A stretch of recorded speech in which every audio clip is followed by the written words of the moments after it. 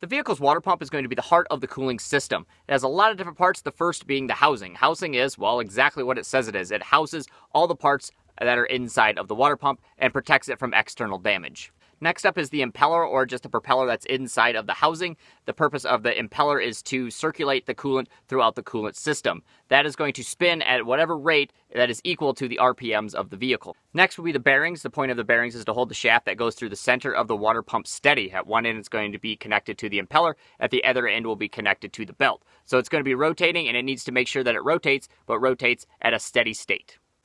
Next will be the pulley, or the hub. This is just where the serpentine belt will come down and connect to the shaft of the water pump. There's also going to be some seals in the water pump. That's just to make sure that there's no contamination between the coolant and the bearings. And lastly will be the mounting gasket. That's just to make sure that there's a nice seal between the engine and the water pump, so there's no contamination there as well. So now the whole point of the water pump is to make sure that there is a continuous flow of coolant through the engine, making sure that the engine stays at the perfect temperature.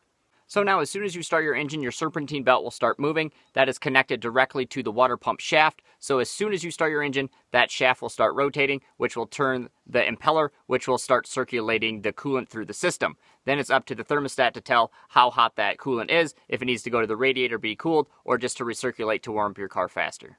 Also, if you look at your water pump and you see two holes at the top or at the bottom, those are supposed to be there. That's by design. They're called weep holes. The weep holes are for, the top one is for humidity to be released. So if there's any pressure built up in there, it will release through the top so it doesn't contaminate the bearings. The one on the bottom is just to let any liquid out that is kind of stuck at the bottom of the water pump. So again, those are designed to be there. So there you have it, guys. There's just a quick overview of the water pump, the cooling system. Stay with me next week. We'll be diving deeper again into the coolant system and how everything works. We'll see you guys there.